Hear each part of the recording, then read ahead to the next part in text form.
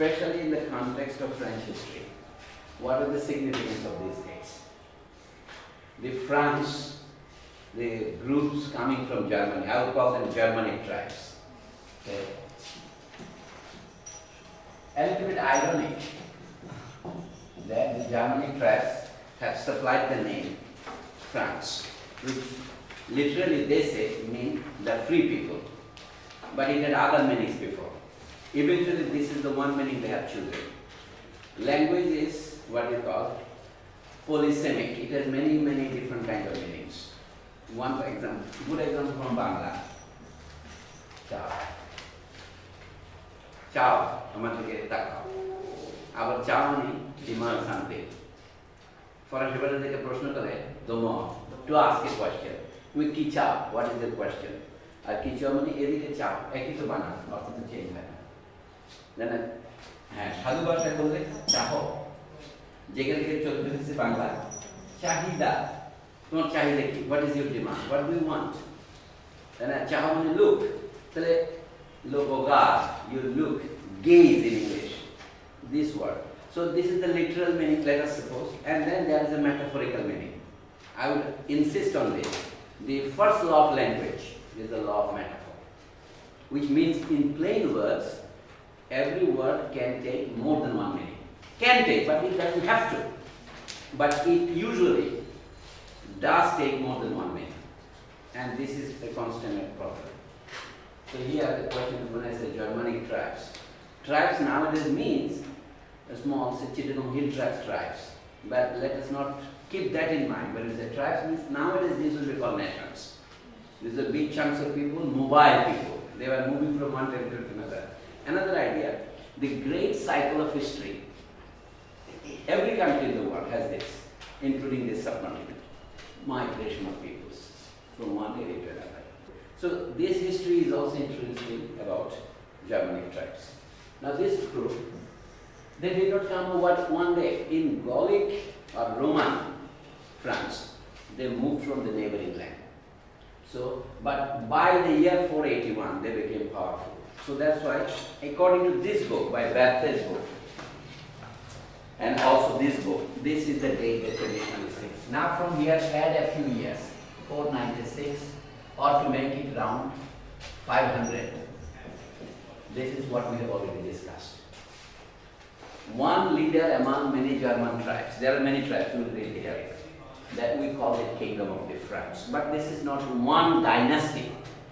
The Franks are a nation or a tribe, but they were of many dynasties. We will identify two dynasties, the Merovingian and the Carolingian.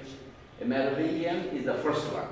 Let's say roughly from 500 years, first 250 years, and then next 250 years. This is important for us to realize that this is called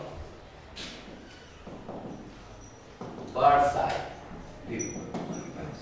Then we'll try to go to the jungle, to take a look at the forest before take a look at the jungle. I think in understanding history, this is important. Now another question, what do we do when we do history? প্রচলিত ইতিহাসবিদরা কি করে সেটা জানাকে historiography করে, writing of history. তারা কি করে? They ask many questions. যেকোনো একটা জিনিস দিলে আমরা তিনটা ডাইমেনশন দিই। একটা হচ্ছে কি লেন্থ, যেটাকে আমরা ফ্রেঞ্চে কি বলেন লঙ্গার। একটা ব্রেড, লার্জার। হ্যাঁ, আপনি ব্রেড করবেন, যে কোনোটা পাতা নিলেন। তারপরে আরেকটা আছে সি কি হবে 3 নম্বর ডেপথ। ইতিহাসে আমরা লেন্থ বলছি, ধরুন আমরা কত বছর থেকে কত বছর যাব, টাইম ইজ এ ফ্যাক্টর। আরবিতে ইতিহাসকে তারিখ বলে, তারিখ means date, but in Arabic chronology or time. Greek ভাষায় ক্রোনোস মানে হচ্ছে সময়ের দেবতা, বাংলায় আমরা কাল দেবতা বলি, কালে খাইল রে, অথবা ক্যান্সারকে বলে টার্মিনাল ডিজিজ বলে কাল ব্যাধি, যেটা দিয়ে সময় শেষ হয়েছে। কাল তার সন্তানকে সন্তান করে। ওই জন্য টাইমটা প্রথম আমি বলবো লেন্থ, মানে longer of history, how long duration. ফ্রান্সের ইতিহাস, ভাষার ইতিহাস উনি পড়াচ্ছেন দেখবেন 1200 বছরের বেশি পাওয়া যায় না ইতিহাস। দ্য ফ্রেঞ্চ একটা ওয়ার্ড দিতে বলেন কি as a relatively modern language. একটু খারাপ লাগে, কিন্তু বাংলাও এরকম রিলেটিভলি মডার্ন ল্যাঙ্গুয়েজ। সংস্কৃত বা ল্যাটিন পুরনো ভাষা, আমরা একটা শব্দ ব্যবহার করি ক্লাসিক্যাল। আমি প্রথম ডিসিশন শুরু করি ফ্রান্সের ইতিহাস পড়ার সময়, France is a relatively new country. It does not have an antiquity. It has a prehistory, there are people evidence, but in the sense that ancient Greeks had a prehistory and then a long classical history of state building, France lacks that. Romans have a classical history, they lack that. India has an ancient history, China had an ancient history, Egyptians had an ancient history. Perhaps the longest history we know of is Egypt. They have pharaohs 4,000 years ago, before Christ. Now 6,000 years ago, we have evidence of that. In India also, we think that Harappa and Mohenjo-daro civilization was discovered in 1920s. Therefore, when Rabindranath wrote Bharatbharsha Itihasar Dhara in 1911, he did not know this. He thought that the Aryans were the first settlers of India. But there are many people. So when I say the length of history, how many years? I have taken about 2,600 years. 600 years before Christ, some Greek settlers in the southern part of modern France, which is now called Marseille, Marseillaise or something, that is the name they give. That is where the history of France begins. But then it was ruled by a group of people who now we call them Celtic. They were resettled, so to speak, mixed up with the Romans, and that is the Gallic Empire. Now the new tribes they are coming, it's about 1,000 years now, from 600 BC to 481. So almost 1,000 years, 1 millennium has already been spent. Now we come to this. This is the beginning of the kingdom of the France. That's where our story begins. So who are they? Like setting in motion 500 years of melding and mixing, the Germanic tribes that swept through the empire's western lands brought new peoples and their cultures. What do we mean by empire? Roman Empire. Roman Empire spread from Italy all the way up to England. So the western part means, which is today France, then Brittany and Britain, etc. Says that 500 years of mixing of people. What does it mean? The 481 is not the starting date which we can swear. It is a suggested date. That means at the end of the 5th century, we can read this way of the Christian era. So there was a kind of in-migration. Now let me give you another idea of what we call structure. What is the structure? Mathematically, we know if you write an equation, that is called a structure. But as popular understanding, we say we are never completely free. The French are very fond of the word free, including the word franc. We are free people. Liberty, liberté, égalité, fraternité, this is their slogan, historical slogan. But you have to be submitting to something else. For example, all speakers of a language are necessarily subjects of that language. Why people subject themselves to a certain given condition. You know, I don't Farsi look at names, kind of Nilkhet. I mean, like a person that I know what policy like that. Jack Banana is yes and I'm creating it. This man who died in 1981, 1901 to 1981, he is so he said, what is the structure? In 1966 the Johns Hopkins University structuralist controversy. Structure is an immixing of an otherness, prerequisite to any subject whatsoever. What a complex title. Structure as an immixing of an otherness, prerequisite to any subject whatsoever. আপনার যদি subject হতে হয়, আমরা বাংলা অনুবাদে subject প্রজা, রাজা নিচে থাকলে প্রজা বলে। বলতে কি structure is an inmixing of an otherness, পরকে নিজের সাথে না মেশালে সাবজেক্ট হয় না। এই জন্য এইখানে এই শব্দটার জন্য বলে setting in motion 500 years of melding and mixing. The Germanic tribes mixing with whom? With the Gallic people, with the Gaul-Romans. তার মানে আধুনিক ফ্রান্সের উৎপত্তিতেই আমরা এখন বলবো এখনকার ভাষায় multicultural. It is a mixing of at least two peoples, the so-called Germanic and the old, let us say Gallic. রোমানদের বাদে দিলাম, তাহলে তিনটা পিপল হলো Celtic or Gallic, Roman or Gaul-Roman, and now a new wave of people coming not over one day, but over 500 years. So what is the result? The result is modern France. The result, and we will see French language. এই পিরিয়ডের মধ্যে French ল্যাঙ্গুয়েজের জন্ম হয়েছে। এটাই গুরুত্বপূর্ণ period 987। আমরা 843 তে দেখি সেই যে শপথ নেওয়া, এইটারে আমি আগে জঙ্গল যুগটা দেখি। এখন বলছে at the same time much of Roman habits and ways remain undisturbed. The new comes, but the old is not displaced. At the same time, much of Roman habits and ways remained undisturbed. আমরা যে culture বলি এটা হচ্ছে habits and ways. Culture is largely habitual. Language is a creative thing, but largely it is a habitual journey. Who are the Franks? তাদের তো বিভিন্ন গোষ্ঠী আছে। এখন আমাদের একটু ইংরেজি কি বলে দেখে let us pare them down or cut them down to slices. The so-called Visigoths. এরা কি করে জানি স্পেনে এসে গেছিল, পিরেনিস পর্বতের ওই পাশে আর এই পাশে, এবং ফ্রান্সের যে অঞ্চলকে আপনার ম্যাপে দেখেন গাস্কনি এলাকা বলে, নর্থ সাউথ ওয়েস্টার্ন, এটা হচ্ছে এদের এলাকা। তো সেখানে কি বলতে ভিসিগথরা, এই যে আমরা গথিক বলি প্যারিসের এই যে ক্যাথিড্রাল সাঁ-দেনি ওই যে পাহাড়ের উপরে, এটা বলে গথিক স্টাইলে তৈরি করা, এটা হলো ভিজিগথিক।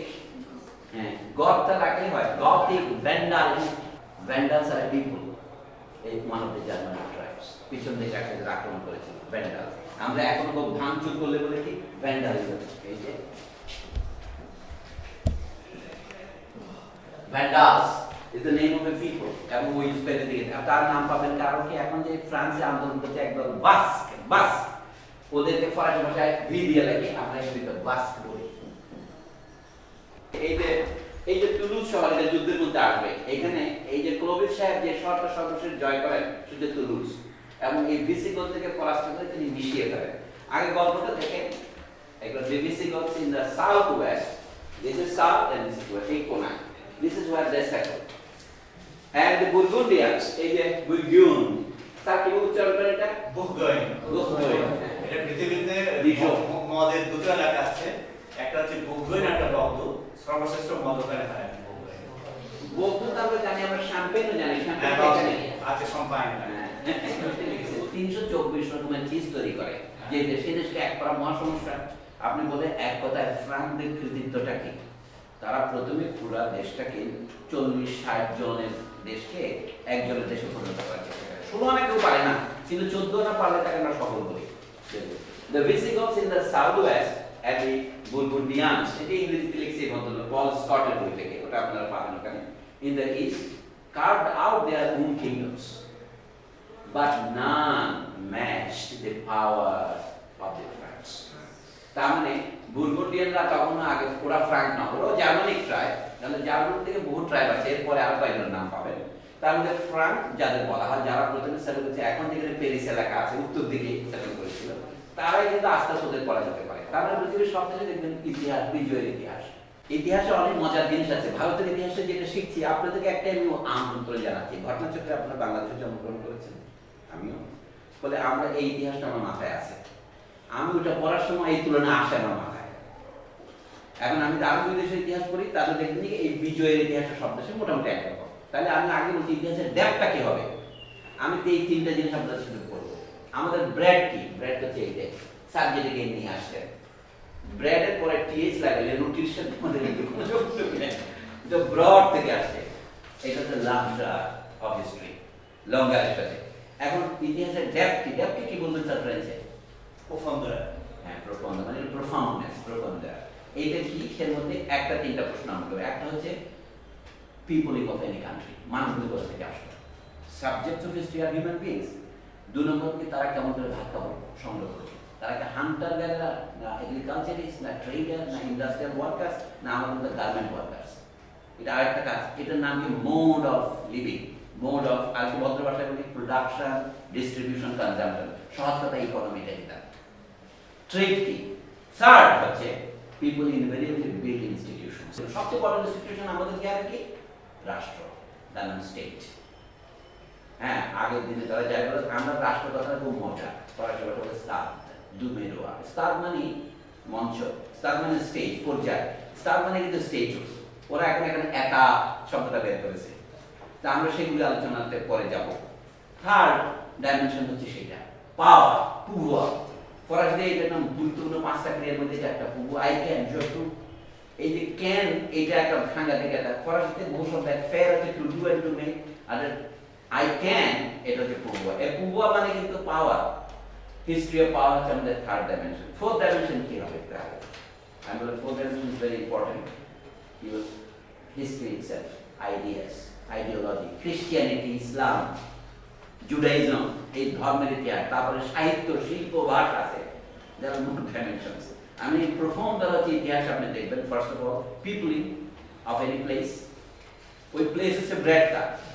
আমরা ওয়েস্টার্ন এম্পায়ার বলছি, western Roman empire after some time became separated as Francia, then became France. So সেখানে তিনটা ডিমেনশন, চারটা ডিমেনশন আমি বলবো। The migration of people and settlement or growth of people. আমাদের দেশের মধ্যে লোকসংখ্যা বেশি, কেন নিশ্চিত জীবনযাপন সহজ ছিল। 2 নম্বর, তার কোন পথে জীবনযাপন করতো, কোন পেশা অবলম্বন করতো। যেমন একটা হচ্ছে কি জঙ্গল থেকে এসে মানুষ চাষ শুরু করেছে, এগ্রিকালচার। 3 নম্বর হচ্ছে তাদের পলিটিক্যাল পাওয়ারের ঘটনা কি, কে কার অধীনে, এম্পায়ার না স্টেট না চিফটেনশিপ নাকি ট্রাইব, এই সমস্ত প্রশ্ন। The way people organize their life. Fifth dimension তাদের ideas and ideology including religion. রিলিজিয়নটা আমার সব মনে পড়ে, কারণ মানুষ শান্তি এবং আরাম চায়, রিলিজিয়ন একটা আরাম দেয়। আমি মনে করি কি, যখন বলেন রবিবাবুর একটা সুন্দর গান আছে যে আমি তোমার কৃপা চাই, কৃপা না পাই তাতে সমস্যা নেই, কিন্তু তাও ভালো লাগে। আসল কথা যেখানে কৃপা যার কাছে যাচ্ছেন তিনি আছেন না, এটা নিয়ে আস্তিক নাস্তিকের সমস্যা আমি যাবো না। আমি যে চাইছি এটাই তো আসল কথা। কৃপা চাই, কৃপা না পাই, ভালো লাগে। আমি রবিবাবুর এই গান করে আমি তাই বুঝতে গেলাম, কারণ ঈশ্বরের প্রয়োজন নেই আপনার, দরকার আপনাকে। আমি প্রায় সময় গাড়িতে গিয়ে লিখেছে আল্লাহ সর্বশক্তিমান। এখানে সর্বশক্তিমান এক লিখলেও চলে, আসলে আপনি শক্তিরই অনুসন্ধান করছেন। এইটাকে ইংরেজিতে বলে, একটু অশ্লীল মনে হতে পারে, এইটা এটা গ্রিক লেখা, এটা হলো ফি, এগুলো এটা দিয়ে যে শব্দ লেখা হয় এটাকে বলে ফ্যালাস, ফ্যান্টাসি। ইয়েস, এই গ্রিক লেখা আমি বাংলা, আমি এটা জিরো করলাম, কাটলাম, এটাকে বাংলা বলে কি, ঘোড়ার ডিম। ভাষার মধ্যে ঘোড়ার ডিম আছে, বাস্তবে ঘোড়াও আছে, ডিমও আছে, কিন্তু ঘোড়ার ডিম নাই। কিন্তু আপনি শব্দ ঘোড়ার পরীক্ষা কি পেয়েছো, ঘোড়ার ডিম। তারপরে কিছু নাই, নাথিংনেসকে বলা হয়। এইটাকে একটা নাম আছে ফ্যালাস, অর্থাৎ আমি এটাকে সর্বশক্তির আধার মনে করি। এটা হচ্ছে সর্বশক্তির আধার। বাংলা একটা সুন্দর শব্দ আছে স্যার, দণ্ড মুন্ডের বিলাটা। দণ্ড এটা লাঠি এবং তার একটা মুন্ড থাকে। এই যে আমার কলমটা থাকে, এটা দণ্ড আকারে দাঁড়িয়ে আছে। আইফেল টাওয়ার করছে, ওদের তো এই বইয়ের কভারও দেখে না, আইফেল টাওয়ার দেখেছে। আপনি কি মনে করেন এটা মিনিংলেস? এইখানে দেখেন মিনিংলেস নয়, এটা এই যে লম্বা কুতুব মিনার, যে কোনো রাজা কোনো একটা জগতে কুতুব মিনার করে, আইফেল টাওয়ার করে, কি বলে কি জন্য, আর্ক দু ট্রিউম্ফ, এই যে করে। এই কারণ এগুলি কি, এগুলির নাম হচ্ছে ফ্যালিক সিম্বল। এই ফ্যালিক শব্দের অর্থ হচ্ছে গ্রিক শব্দ ছিল ফালাস, মানে সামথিং দ্যাট স্ট্যান্ডস এন্ড সোয়ালস, দাঁড়ায় এবং ফুলে যায়, আবার চুপসে পড়ে। তো আমাদের, আমি এটাকে বলছি 3 নম্বর হচ্ছে ক্ষমতার উৎস।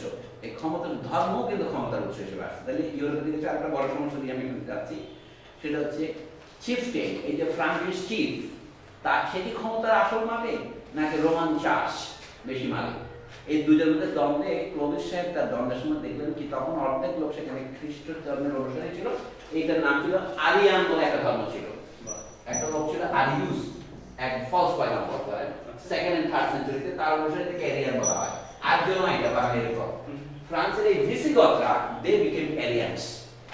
They were already Christians, but they followed another sub-prophet. তারা পলি খ্রিস্টান নয়, তারা এরিয়ান খ্রিস্টান। কারণ ক্লোভিস এসে দেখলো কি, রোমানদের সাহায্য না নিলে আমি এদের পরাজিত করতে পারবো না। তখন ক্লোভিস ধর্মান্তর করলো। ওই যে বিখ্যাত ঘটনা 496 500-তে Clovis suddenly converted to Christianity or Catholic Christianity. This is a very important event. Religion as a factor in the power game. He allied with the church. Who are the Visigoths? আমি একটা পরিচয় দিলাম, তারা they were outsiders. In mixing with these locals. Then the Burgundians, they were outsiders, they got in mixed with the people. Now the Franks were another outsiders. তাহলে লড়াইটা হচ্ছে outsider গ্রুপের মধ্যে। The Franks, in order to win the battle against Visigoths and against the Burgundians, এটাকে আমরা নাম দিচ্ছি unification of France. Let us say the Franks were outsiders in modern France. They started coming much earlier. By the end of the 5th century, 481 is a typical date. They became so powerful that they started asserting themselves and they won over wider part of France. But none matched the power of the France. They were number one. আমাদের লেখিনে একটা সুন্দর কথা আছে প্রিমুস inter পারেস মানেটা কি বলতে পারবেন প্রিমুস inter পারেস মানে এটা ফরাসি যারা বলেন তাদের জানা উচিত দেখেন আদা ফরাসি yes primus মানে number 1 the prime one number 1 যেখানে প্রাইমারি এমনকি আরো বহু শব্দ আছে আমাদের প্রিন্সিপাল কাজ করা থেকে ইন্টার মানে এমন ইন্টারন্যাশনাল এ ইন্টার আপনি ফরাসিতে অন্তের বের করতে পারেন আমি ইংরেজিতে পড়ছি কারণ আমি আদা ল্যাটিন পড়েছিলাম এক সময় দুনিয়াতে আমি বহু ভাষা একটা করে পড়ছি স্যার কিন্তু কোনটা শেষ করিনি তো পারেস মানে ইকুয়াল প্যারিটি করি না আমরা পূর্ব পাকিস্তান পশ্চিম সমতা ইকুয়ালিটি among the equals একজন number 1 so there are 5-10 tribes let us say among the equal tribes the France became number 1 primus inter pares so from their base in northern Gaul এই northern Gaul মানে যেখানে Paris তো scene নদীর এই পার Brittany পর্যন্ত under their ruler এই যে Clovis they created a unified tribe under a single leader এরপর দেখেন Clovis American France emerged as a small separate Germanic Germanic tribes. আমি আরো কয়েকটা গ্রুপের নাম দিলাম সবগুলো দিই নাই ফ্রান্সের মধ্যে কতগুলো ট্রাইব ছিল দেখেন প্রথমে আমি বলছি ভিসিগথ তারপরে বলছি বুরগুন্ডিয়ান এরা পশ্চিম দক্ষিণে এরা পূর্বে ফ্রাঙ্করা উত্তরে একটা মানুষের ছবি তৈরি করে এখানে ফ্রাঙ্করা এদিকে আর এরা এদিকে এরা এদিকে তারপর ফ্রান্সের মধ্যে 5টা ট্রাইবের নাম আছে একটা হলো Salian Secondary, Ripuari, Chamari, Chatuari that appeared on the doorstep of the Roman Empire in the early Christian era. আমি সংক্ষেপে সি লিখেছি জায়গা বাঁচাবার জন্য early Christian era মানে কি প্রথম শতাব্দী দ্বিতীয় শতাব্দী তৃতীয় শতাব্দী এমনকি পঞ্চম শতাব্দী পর্যন্ত এই সমস্ত ট্রাইব আসছে কিভাবে বলে সঙ্গ করে in time they came to identify themselves as France which first appeared in Roman sources in the mid-5th century. Roman sources লিখলাম না রোমানদের লেখা বইতে তাদের প্রথম পাই সোর্স মানে ওই যে হিস্টোগ্রাফির কথা বললাম এটা হচ্ছে they came to identify themselves তার মানে কি a nation as Benedict Anderson a modern British writer says that a nation is an imagined community l'imaginaire in French যদি বলি কখন in mid-5th century মানে কি 400 থেকে 450 এটা mid-5th century বলবো আমরা and meant ফ্রান্স শব্দের প্রাণী অর্থ ছিল দি রোবাস্ট হ্যাঁ আমরা কি গাবুর চট্টগ্রামে গাবুর বলি পেটে কাজ করে গৌর বলে আরেকটা মানে কি দি ব্রেভ সাহসী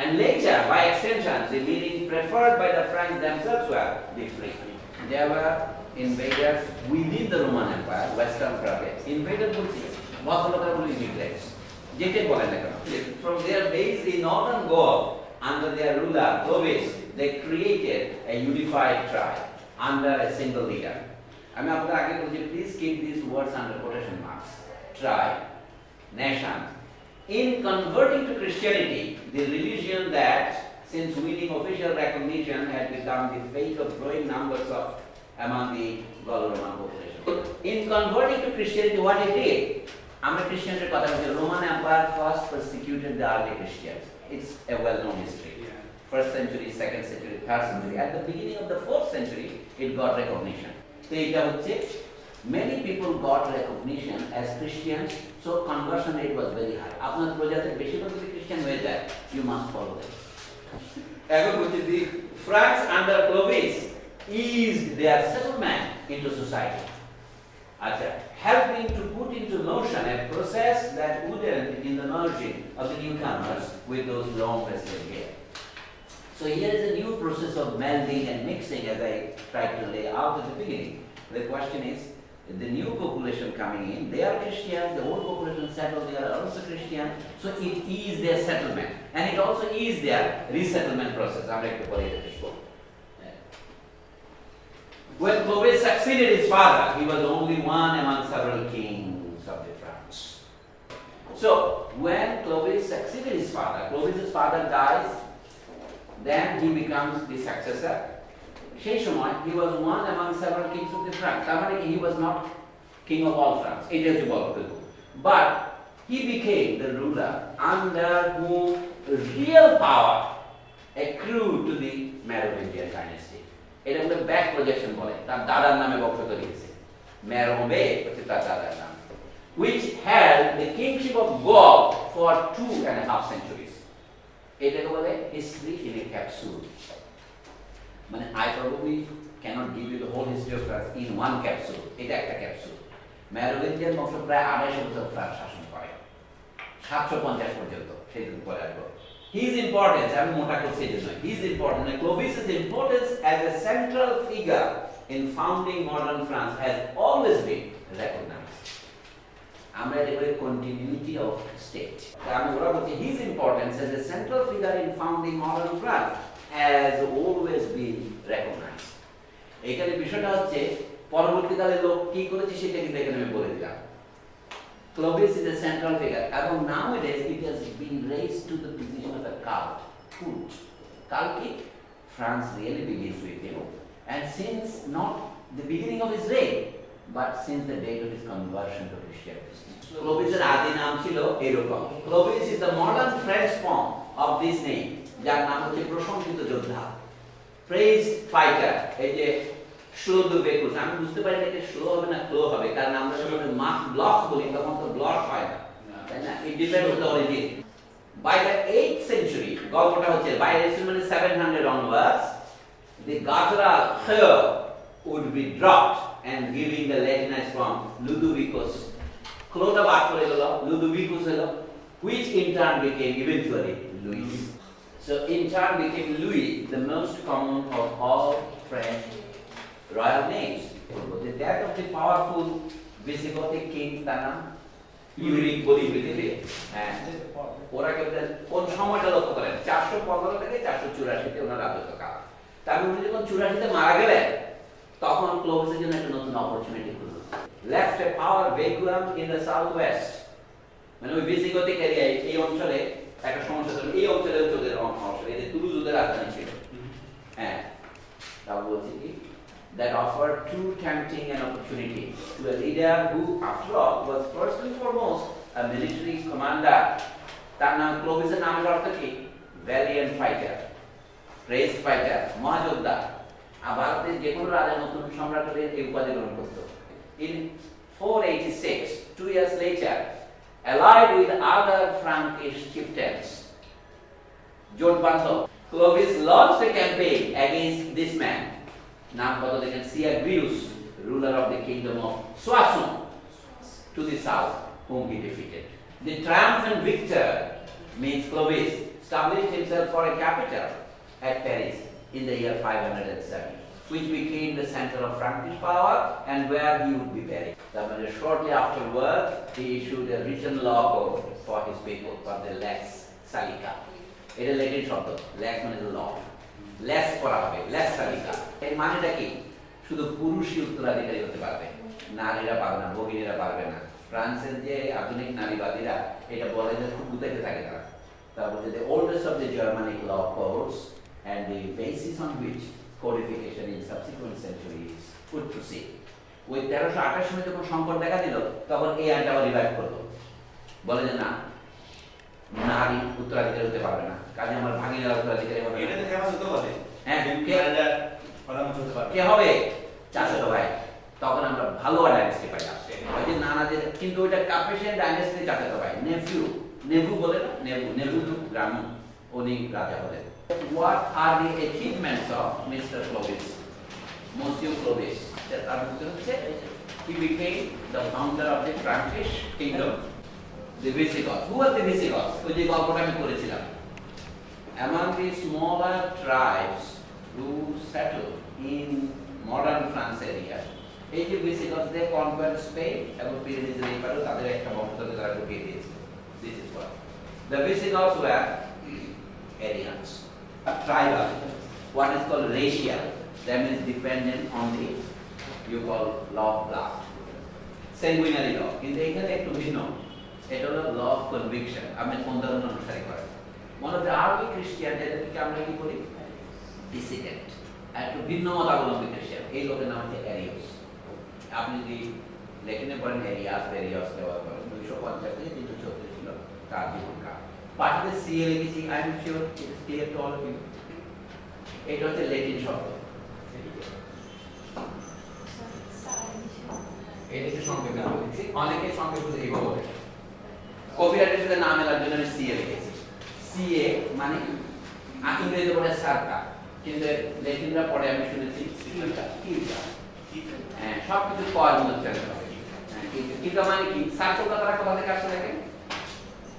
কিলকল, সার্কল বলে আমি ইংরেজি। ইংরেজি ইজ অলওয়েজ মিসপ্রোনাউন্সড ল্যাটিন। তো তাই সার্কল মানে কি? বৃত্ত। বৃত্ত মানে কি? গোল। আমি সময়টাকে গোল করে দিলাম, অর্থাৎ রাফ এজগুলি বাদ দিয়ে মোটামুটি। তিনি কবে জন্মেছিলেন ঠিক জানি না, 249 হতে পারে, 251 হতে পারে, আমি 250 করলাম। হযরত ঈসা 250 বছর পরে। In the middle of the 3rd century Christian era, this man was born. He is like an awliya. তার অনুসারী হচ্ছে, তার নাম হচ্ছে অ্যারিয়াস। এখন কথাতে আসে, আমি ইংরেজিতে বলবো সার্কা 250 through 336 ওনার পুরো সময়টা। হ্যাঁ, এটা হচ্ছে তার জীবনকাল এরিয়াসের। তার অনুসারী ছিল ভিসিগতরা। So they were, according to the Catholics, they were half Christians. The Visigoths were Arians. এটা ট্রাইবাল পরিচয় না, রিলিজিয়াস পরিচয়। They were followers, তার নাম মুসলমানদের মধ্যে they were Shia, they were Ahmadiyya, এই টাইপের। They were Arians. Having converted in 376 to the doctrines of Arius. মানে এরিয়াস মারা গেছে 334-এ, তার 40 বছর পরে ভিসিগতরা তার ধর্মে মানে নিয়েছে। এটা হয় after the death of the prophet you can become a Muslim. Who is Arius? A theologian who had taught an heretical Christian belief that denied the full divinity of Jesus Christ. Heretical মানে কি? ইংরেজি শব্দ হচ্ছে হেরেসি। হেরেসি যারা অনুসরণ করে তারা হেরেটিক্যাল। আর ফরাসিদের সাথে এখানে আপনাদের কোনো গন্ডগোল হবে। ওরা এই বিচার করছে মানে হেরেসি, হেরেসি। ফরাসিদের জিহ্বাতে এটা ফলাই দিতে হবে এইটা। Aspirated, non-aspirated. It's a beautiful language. আজকে হেরেসি বলবে। যে হেরেটিক্যাল মানে একটু ভিন্ন দিকে চলে গেছে এই এরিয়াটা। তুমি কি শিখিয়েছেন? হেরেসি মিন হেরেসিটা কি? Jesus is not fully divine. Theology তো সবাই বলছে। What is theology? ধর্ম নিয়ে যে শিক্ষা। Exactly, you were perfectly right. But let us analyze the word. Analyze মানে বিশ্লেষণ করেন, ভাগ করেন। একটা হচ্ছে থিও আর একটা হলো লজিক। এবং যে লজিতে জ্ঞানী সে লজিয়ান। লজি মানে বিদ্যা, লোগোস থেকে এসেছে, গ্রিক শব্দ লোগোস। আমরা যখন স্ট্যাম্পে ছাপিয়ে যেটা লোগো বলি, লোগো মানে ওয়ার্ড, আর লোগো থেকে আসছে আমাদের লজিক শব্দটা। জার্মান ভাষা লজিক বলে, ইংরেজিতে লজিক বলে, গ্রিক শব্দ লোগোস। আচ্ছা, মানুষ লজিক্যাল প্রাণী, এটাকে ল্যাটিন অনুবাদ করেছে man is a rational animal. আরবি অনুবাদটা সবচেয়ে সুন্দর, আল ইনসান হাইওয়ান নাতিক। আরবিতে বলে নাতাক নুন দোয়া কাফ, আরবিতে নাতাক মানে হচ্ছে লজিক। এই জন্য লজিককে বিশ্ববিদ্যালয়ে পড়ায় মন দেয় আকারে। এই জন্য মানুষ হচ্ছে যুক্তিশীল প্রাণী, অ্যারিস্টটলের বক্তব্য man is a rational animal. Rational শব্দের অর্থ কি? এটা মজা, এখান থেকে আসছে রেশিও। রেশিও সব হিসাব করে আর মেপে মেপে চলে, মানুষের মাপে কথা বলা প্রাণী। ম্যান ইজ এ রেশিও না, সে পরিমাপ করে, রেশিও প্রপোর্শন। এইটা লোগোদের অনুবাদ হিসেবে আসছে। তো বলছেন থিওলজিয়ান মানে হচ্ছে, থিও শব্দের অর্থ কি? এই যে থিও, দিউ, আদিও যে বলে, আদিও, দিও অনেক নাম আছে ভাষায়। দিও, আদিও মানে কি? তোমাকে আমার কাছে রাখলাম, খোদা হাফেজ। আদিতে শয়তান এবং ঈশ্বর একজনই ছিল। পরে পরে ভাগ করেছি, বলছে না আমরা অনেকগুলি কথা লুকিয়ে রাখছে, কিন্তু আমি বলছি থিও মানে হচ্ছে দিউ কথাটা রূপান্তর আমাদের দেবতায়। তাহলে থিওলজি মানে যারা সব, এমনকি আমাদের থিওরি করি। আমার পেশা কি জানেন? আমি থিওরি পড়াই, আমি আসলে ইতিহাস পড়াই। So theology লেখে, who is the theologian? He was an expert in religious doctrine. Paris যে বিশ্ববিদ্যালয়ে তো যে স্যারের বই বেরিয়েছে আপনারা পড়েন, বিশ্ববিদ্যালয়ের ইতিহাস। প্রথম ফ্যাকাল্টি ছিল theology faculty.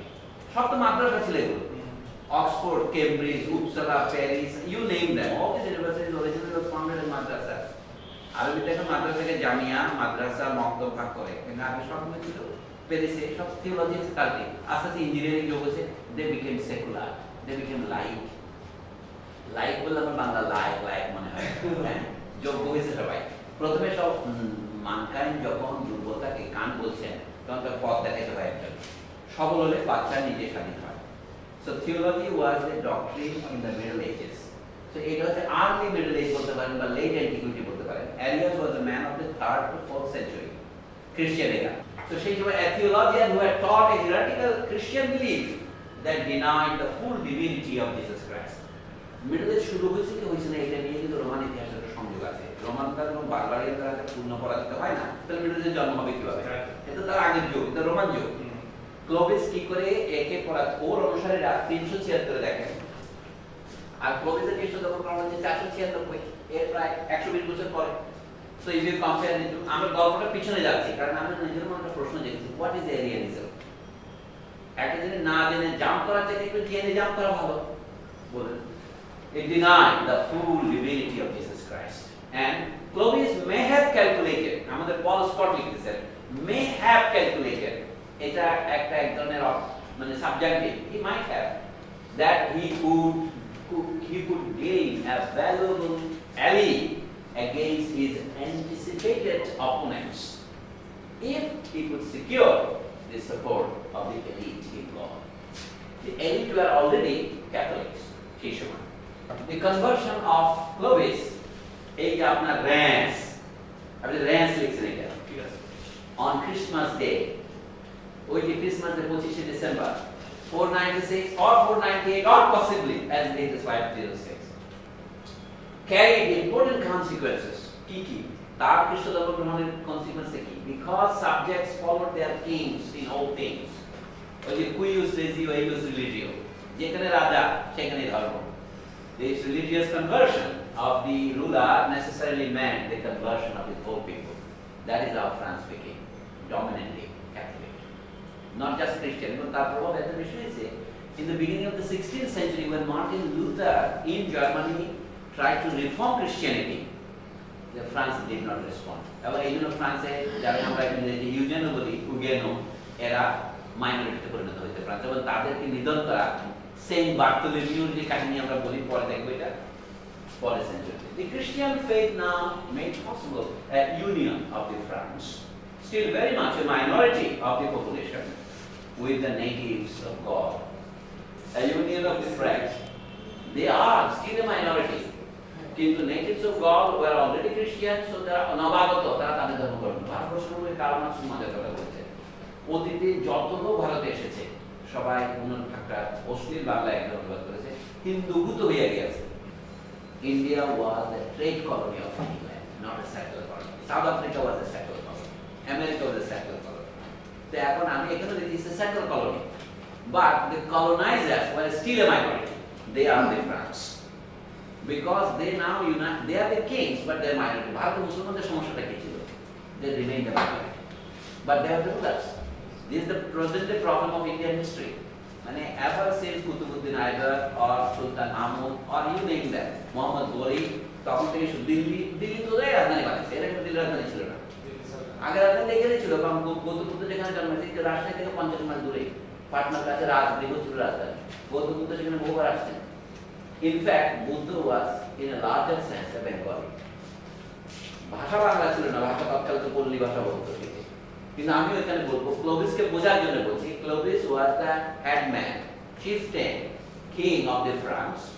He defeated many others including Visigoths and Burgundians, and then he converted to Christianity, like all kings should do, because the majority of the people there settled were these Christians.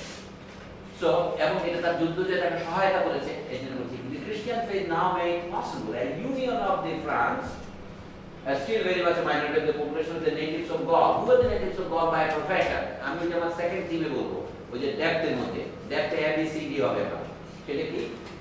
The peasants, the artisans, কারিগর, and most important, the Gallo-Roman aristocracy and its leaders, the bishops. বিশপদের যা ফ্রেঞ্চে কি বলে আপনারা শিখেছেন নিশ্চয়ই, এবেক। Arch bishop বলে arch এবেক, এবেক EVEQUS বলে। বিশপদের সমর্থন পাওয়া খুব জরুরি, অ্যারিস্টটলের সমর্থন পাওয়া খুব জরুরি, কৃষকদের সমর্থন পাওয়া জরুরি, আর্টিজানদের। এইটা দেখতে গেলে পৃথিবীর শুরুতেই যেখানে যেখানে ডিভিশন অফ লেবার হয়েছে, প্ল্যাটন বই পড়লে পরিষ্কার বোঝা যায়। যদি আপনার রিপাবলিক বই শুরুতে পড়েন, উনি বলেন যে একটা রাষ্ট্রে, আদর্শ রাষ্ট্রে 4 শ্রেণীর মানুষ থাকবে হবে। উনি নাম দেন একেবারে স্বর্ণ শ্রেণী, গোল্ড ক্লাস, ধাতুর নাম। তারপরে এরপরে কি হবে, একটা সিলভার ক্লাস, আর হবে ব্রোঞ্জ ক্লাস, আর হবে লোহা আয়রন ক্লাস। আমরা আস্তে আস্তে মানুষের যে বর্ণ আমরা করেছি প্রস্তর যুগ থেকে যখন ধাতুর যুগে এসেছি, এটা ধাতুর যুগের চিত্র। এই 4টা ক্লাস হবে। এখানে মোটামুটি তার একটা অক্ষয় প্রতিফলন আপনি দেখতে পাচ্ছেন। The Gallic people before the Frankish conquest were peasants, artisans, aristocrats. They may be traders and rulers or soldiers and the bishops, the religious clergymen. পরবর্তীতে ফ্রান্সে যখন আমরা বলবো ফোর্থ স্টেট কথাটা বলে, আমাদের টেলিভিশন থেকে সবাই ভুল বলে। ফোর্থ স্টেট বলে নিউজ পেপার বলে। আমি থার্ড স্টেট কি এটা বুঝতে পারি না, বলিকা বলে। প্রথম স্টেট হচ্ছে বিশপস, ফ্রান্স 1 নম্বর বিপ্লবের আগে। 2 নম্বর স্টেট হচ্ছে ক্ষত্রিয়রা, অ্যারিস্টোক্রেসি। তারা দুটোকে আমরা অভিজাত বলি, কিন্তু পরে বিশপরা দুভাগে ভাগ হয়ে যায়, নিম্ন ও উচ্চ বর্ণ হয়ে যায়। যা হোক, তারপরে আছে common people which includes the artisans, peasants together, এটার নাম হচ্ছে থার্ড স্টেট। সেটা পরে বিভক্ত হয়ে বুর্জোয়া এবং প্রোলেতারিয়েট হয়েছে। তো এই 4 লোকে ফোর্থ স্টেটের সংবাদপত্রকে একটু সম্মান করে বলতো। In 507 he marched south. 507 is the year আমরা আগে মুখ্য বলে বলছি, প্যারিসকে তিনি রাজধানী বানিয়েছেন। এর কয়েক বছর পরে তিনি মারা যাবেন, কিন্তু ওই বছর তিনি দক্ষিণে যাত্রা শুরু করলেন। আগের দিন রাজারা কি করতেন, বসন্তকালে সবসময় দেশ বিজয় বেড়াতো, এর নাম দিগ্বিজয়। শরৎকাল, হ্যাঁ শরৎকাল।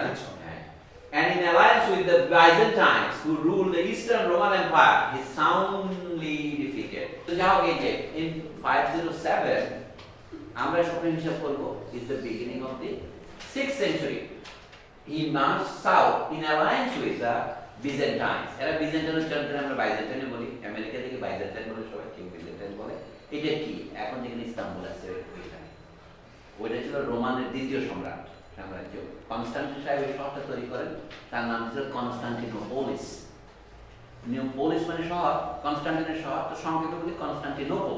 এটার আদি নাম ওরা ইস্তাম্বুল যেটা রেখেছে, সেটা পরে। এখন আসুন, এটা কোন সময়ের কাজ? খ্রিস্টীয় 4th শতকের কাজ। In 507 he marched south. South মানে তিনি স্পেনের দিকে যাচ্ছে অথবা এই মেডিটেরিয়ান কোস্টে আসছে। সেটা তখন পুরো জয় করতে পারেন নাই। And in alliance with the Byzantines who ruled the Eastern Roman Empire, এটার কথাই বলছি, there are 2 Roman empires, একটা রোম কেন্দ্রিক আর একটা বিজেন্টিয়াম বা ইস্তাম্বুল কেন্দ্রিক।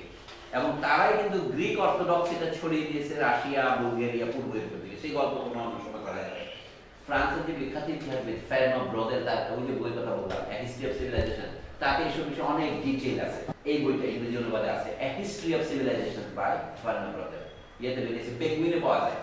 He soundly defeated the Visigoths at এই যে এটা কি উচ্চারণ হয়, হুই, northwest of Poitiers, killing Uric's son, King Alaric II, Duzian, and taking the capital Toulouse the following year. 508 সালে টুলুজ দখল করে ফ্রান্সের পার্লামেন্ট করতে টুলুজ। ফ্রান্সের বিখ্যাত আর্টিস্টের কি নাম আছে, টুলুজ দ্য লোথ্রেক আছে, Toulouse the following year. Royal authority expanded and then contracted. এই গল্পটা এখন এটা যে প্রায় কনক্লুশনে আসছে। তো how France was united, এই গল্প হচ্ছে কি, এটা হচ্ছে এরকম হৃদপিণ্ডের মতো, অলিন্দ নিলয়, সংকুচিত হয়, প্রসারিত হয়। তাহলে হয় কি, ভেইনের মধ্যে দিয়ে রক্ত আসে, আবার আর্টারির মধ্যে প্রবাহিত হয়। There is always expansion and contraction. এই যে হৃদয়, তুমি তার হৃদয়ের ভিতরে কি করে পথ কেটেছে, ক্লোবেজ সাহেবের দেখেন ফ্রান্সের হৃদয়ে কি করে পথ কেটেছে। The royal authority first expanded and then contracted. প্রথমে প্রসারিত, পরে সংকুচিত। Under whom? The Merovingians, ক্লোভিসের বংশ। In the 6th and 7th centuries, they lasted till the middle of the 8th. আচ্ছা, তারপরে expanded under the great leaders of the early Carolingians, সেটা আমরা advance গল্প বলছি। Early Carolingians যারা 750 এর পরে আসলো, তাদের মধ্যে Charles, master and শার্লমাইন in the 7th century and contracted again under their successors in the 9th century. এটা মানে ওভারভিউ দেওয়া হচ্ছে, এটা পরে আমরা ডিটেইলস যাব। নিউ ইনভেডার্স থ্রেটেড, মানে আমি যদি ফ্রান্সকে আক্রমণ করতে পারি, আমাকে আক্রমণ করতে লোক আসবে না কেন? ওই যে হুমরা আসছিল, হুমদের তারা এগিয়ে তো আমরা নেতা হয়েছি। 450 থেকে অ্যাটিলা আসছিল, তাকে তারাইছে বলেই তো এই মেরোভিঞ্জিয়ান বংশ প্রায় নেতৃত্ব পেয়েছে। তখন তারা ছোট ছিল, পরে আমরা দেখবো আবার আসবে, কাপিসেটাকে নেতৃত্ব নেবে। এই নিউ ইনভেডার্স দেখেন ভয়ানক এরা ফ্রম দ্য সাউথ, এটা বলছি ওই যে শাল মার্টেলের আমলে, and Vikings from the north. অর্থাৎ দুই দিক থেকে আক্রমণের শিকার হচ্ছে আধুনিক Frankish kingdom at the beginning of their life. আধুনিক আমি বললাম দুই শব্দ ব্যবহার করছি, একটা wider sense which is not acceptable, আবার একটা ন্যারো সেন্স একটা আছে। তো দক্ষিণ এবং উত্তরে দুদিক থেকে শত্রুর দ্বারা তারা তখন, শত্রু কবলিত বলবো না, শত্রুর দ্বারা তারা বলা যেতে পারে challenge. So the question is, Burgundian kingdom was destroyed. France একত্রিত হলো কিভাবে? দি বুরগুন্ডিয়ান কিংডমের পূর্ব দিকে, যেটা এখানে এই যে পর্বতমালা আল্পসের উত্তরে এবং যে জোর মাউন্টেন, অর্থাৎ এখানে সুইজারল্যান্ড এবং ফ্রান্সের যে সীমান্ত আছে, the Burgundian kingdom was destroyed and absorbed by the year 534. মানে এটা ক্লোভিসকে করতে হবে কোনো কথা নাই, অন্যরাও করতে পারে। Southern Provence, which was controlled by, এটা আরেকটা নাম দেখেন, অস্ট্রোগথিক। এটা এইভাবে লিখছে অস্ট্রোগথিক। হ্যাঁ, এমনি গথিক গথেরই নানা শাখা আছে, ভিসিগথ, অস্ট্রোগথ। আপনি বুঝবেন এই বিষয়ে দিকের সম্পর্ক থাকতে পারে, জানি না আমি এটা আসলে ও দিয়ে যখন লিখছে নাও হইতে পারে, অ দিয়ে লিখলে আমি জানতাম যে এটা অস্ট্রেলিয়ার মধ্যে দক্ষিণ বোঝায়, অস্ট্রেলিয়া দক্ষিণ বোঝায়। Kings next door in Italy, হ্যাঁ দক্ষিণী গথ হইতে পারে এরা। was handed over in 536 to 537. By 541, campaigns against the Visigoths had reduced their presence north of the Pyrenees to a strip of coast as far east as Narbonne, at that time called Septimania. এটা Latin দিতে হয় না। তার মানে আমি সঙ্গে বলতে চাচ্ছি, ফ্রান্স একত্রিত হওয়ার ক্ষেত্রে প্রধান বাধা ছিল কতগুলি স্মলার ফিউডাল কিংডম।